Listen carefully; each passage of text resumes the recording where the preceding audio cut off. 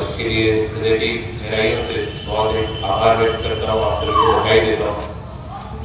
हम सभी लोगों के लिए बहुत हर्ष और उल्लास का ये विषय है कि एक बार फिर से हम सभी लोग बहुत व्यापक स्तर पर हर घर में और जन जन के बीच में स्वतंत्रता दिवस के इस पावन अवसर को बहुत ग्रैंड तरीके से सेलिब्रेट कर रहे हैं। हर घर तिरंगा अभियान को भी इस वर्ष इसके साथ जोड़ा गया है। पिछले 2 वर्ष पहले भी हमने देखा था कि प्रत्येक भारतवासी ने अपने घर पर अपना जो राष्ट्रीय अभिमान है, हमारा तिरंगा झंडा, उसके प्रति श्रद्धासुमन अर्पित करते हुए, श्रद्धांजलि अर्पित करते हुए अपने घर में, अपने वाहनों पर उसको लगाया था और तिरंगा रैलियों के माध्यम से भी अपना राष्ट्र के प्रति जो उनकी भावना है, उस भावना को व्यक्त करने का काम किया था। इस वर्ष भी हम सभी लोगों ने आदरणीय प्रधानमंत्री जी के आह्वान पर फिर से बहुत व्यापक स्तर पर पूरे उत्तर प्रदेश में और आदरणीय मुख्यमंत्री जी के निर्देश पर पूरे सभी जनपदों में, हमारे जनपद जौनपुर में भी उसको बहुत बड़े स्तर पर सेलिब्रेट करने का कार्य किया है।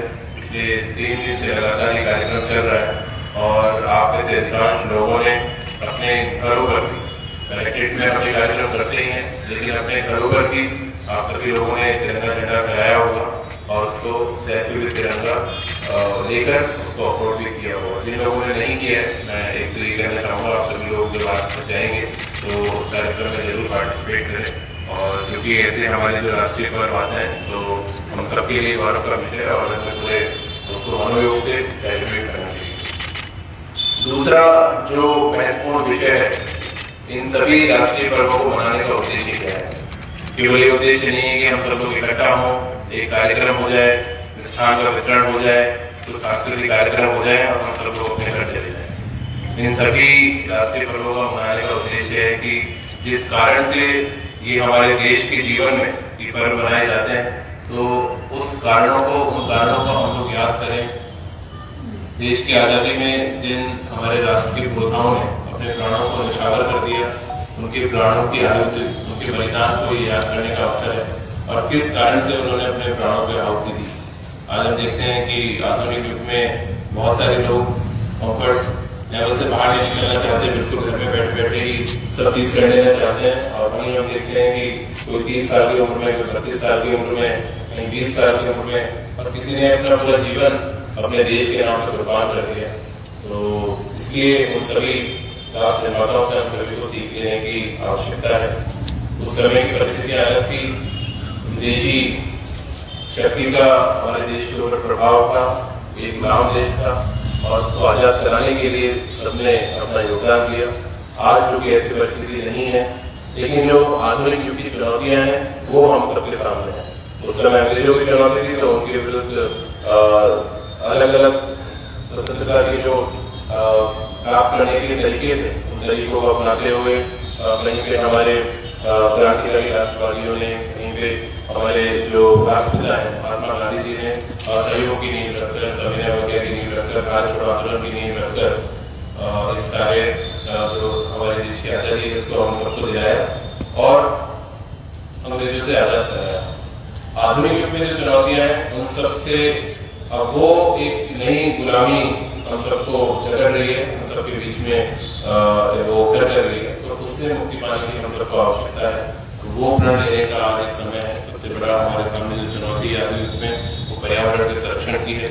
आप सबने जिन जिन भी लोगों ने महात्मा गांधी जी को पढ़ा है तो आपने देखा होगा कि वो एक राष्ट्रवादी विचारक होने के साथ साथ एक दार्शनिक भी थे, पर्यावरण चिंतक भी थे, एक सामाजिक चिंतक भी थे। तो समाज में जितनी कुरीतियां हैं या पर्यावरण संरक्षण को लेकर या प्रत्येक जीव के संरक्षण को लेकर जो उनके विचार हैं, उन विचारों को अगर हम सभी लोग आत्मसात करें तो निश्चित रूप से एक नागरिक के रूप में अपने देश के प्रति जितने हमारे कर्तव्य हैं उन सभी कर्तव्यों को हम लोग पूरा कर पाएंगे। तो ये जो सावन का महीना है, इस महीने में हमने शुरुआत से वृक्षारोपण का बहुत बड़ा एक ड्राइव चलाया है और मैंने पहले भी कहा था कि इसको केवल हम एक सरकारी कार्यक्रम मानकर इतिश्री ना कर लें। हम सभी लोग उसमें ये अपने अस्तित्व का जो हम ये से जोड़कर इस कार्यक्रम को हमको देखना चाहिए। हमारी वर्तमान पीढ़ी, हमारी भविष्य की पीढ़ी जब इस देश में आगे बढ़ेगी तो उनके लिए इस प्रकार की पारिस्थितिकी परिस्थितियां हम लोग दें कि उनको सांस लेने में तकलीफ ना हो और प्रदूषण युक्त हवा में उनको सांस लेने के लिए वो ना होना पड़े। तो इसलिए आवश्यक है कि हम लोग वृक्षारोपण के कार्यक्रम को बहुत बड़े स्तर पर विस्तार दें। तो एक व्यक्ति सरकारी एक सोच से निकलकर इसको आत्मसात करे, अपने घर के मूल्यों और सिद्धांतों में इसको ले, और अभी जो कि बहुत अच्छा एक पावन अवसर है, हम सभी लोग यहाँ से प्रेरणा लें और दूसरों को भी प्रेरणा देंगे कि एक एक वृक्ष के लिए कहा जाता है, पर मुझे लगता है कि एक वृक्ष भी कुछ नहीं, हम सब लोग सक्षम लोग हैं, हम लोग 10-10 वृक्ष भी आराम से लगा सकते हैं। कहीं पे आपके घर में जहाँ जगह है, आपको कलेक्ट्रेट में जहाँ आपका कार्यालय स्थल है वहाँ पे जगह है, या आपके घर के आसपास कोई पार्क होगा या कोई सार्वजनिक स्थल होगा, रोड का किनारा होगा, तो वहाँ पे सब जगह होती है। ये परंपरा हमारे देश की हमेशा से रही है, तो इसको आप निश्चित रूप से जरूर आज इस प्रण को लेकर जाएं कि इस वर्ष स्वतंत्रता दिवस के अवसर पर हम लोग 10 कम से कम पेड़ों का वृक्षारोपण जरूर करेंगे, और जो कर चुके हैं उसको भूल जाइए। बहुत सारे लोग इस तरह में आ जाते हैं कि हमने कर दिया ना, तो उससे वो प्रभावित पड़ती है, जो कर दिया है बहुत अच्छी बात है, लेकिन जो आगे करना है उसकी हम लोगों को बात करनी चाहिए, तो वो एक बहुत आवश्यक चीज है, इसको हम लोग करके। दूसरा जो महत्वपूर्ण एक उद्देश्य है हमारा इस अवसर पर होना चाहिए कि जो हमारा नागरिक समाज है उसकी जो चेष्टाएं हैं सरकार के प्रति, शासन के प्रति और प्रशासन के प्रति, उन सभी चेष्टाओं को हम लोग पूरा करें। जनपद जौनपुर में जितने भी हमारे 52 लाख की आबादी है, 52 लाख की आबादी में जितने ऐसे लोग हैं जिनका कहीं ना कहीं सरकारी कार्यक्रम में कोई ना कोई काम करता होगा, तो इसी आशा और अपेक्षा के साथ आते हैं कि एक मानवयुक्त व्यवहार उनके साथ में किया जाएगा, और उनके कार्य यदि सही प्रकार से होने लायक है तो उसको आदरपूर्वक, सम्मानपूर्वक पूर्ण किया जाएगा। तभी निश्चित अर्थों में सच्ची आजादी है जिस पर हम लोग चर्चा कर रहे हैं वो नागरिकों को महसूस होगी। तो इस अवसर में हम ये भी प्रण लें कि शासन के एक महत्वपूर्ण अंग के रूप में प्रशासनिक व्यवस्था होती है, और आप सभी लोग प्रशासनिक व्यवस्था के अंग हैं, तो जितने दायित्व हम सबको हमारे सरकारी सिस्टम में मिले हुए हैं उनको पूर्ण मनोयोग से हम लोग निभाएंगे। जितने पब्लिक के लोग आपको बताते हैं, सबसे पहले आप सब लोगों को अच्छा आचरण रखना है, अपना धैर्य नहीं खोना है। हम सब लोग पढ़े लिखे लोग हैं, हो सकता है कि वो व्यक्ति आके आपसे थोड़ा सा ऊंची आवाज में बात करें, कुछ करें, तो उसमें भी हम लोग उनसे लड़ने लग जाए, उन सब चीजों को कोई आवश्यकता नहीं होता। अल्टीमेटली वो हमारी समाज के लोग हैं, हमारे बीच के लोग हैं, तो उनको उचित प्रकार से हम लोग ट्रीटमेंट देते हुए उनका जो भी दैनिक वर्क है उसको जरूर करें। किसी भी कार्य को ये याद किया चाहिए कि पेट ना कट जाए, ये बहुत ध्यान देने की आवश्यकता है। इसी क्रम में भ्रष्टाचार मुक्त व्यवस्था लगातार आदरणीय मुख्यमंत्री जी ने हम सबको आह्वान किया है, और मैं जब से यहाँ पे मैं देख रहा हूँ कि लगातार कोई ना कोई हमारा जो स्टाफ है वो कोई ना कहीं कभी भी वो इस प्रकार की व्यवस्था एंटी करप्शन की टीम आती उठा के ले जाती है। तो जब इतना हम समझा रहे हैं बार बार बहुत निचले स्तर पर जाके मैंने व्यक्तिगत रूप से सभी लेखपाल, कानून को, जितने हमारे ऑफिस स्टाफ, सभी क्लरिकल स्टाफ है, आप सब लोगों से अलग अलग अवसरों पर कहा है कि काम सिखाने की आपको आवश्यकता नहीं, आप सबको सब आता है। तो उसमें लेकिन ये कि मंशा अंदर से होनी चाहिए कि उसको त्वरित रूप से करना और पारदर्शी तरीके से करना, बिना किसी अपेक्षा के करना, ये बहुत आवश्यक एक चीज है।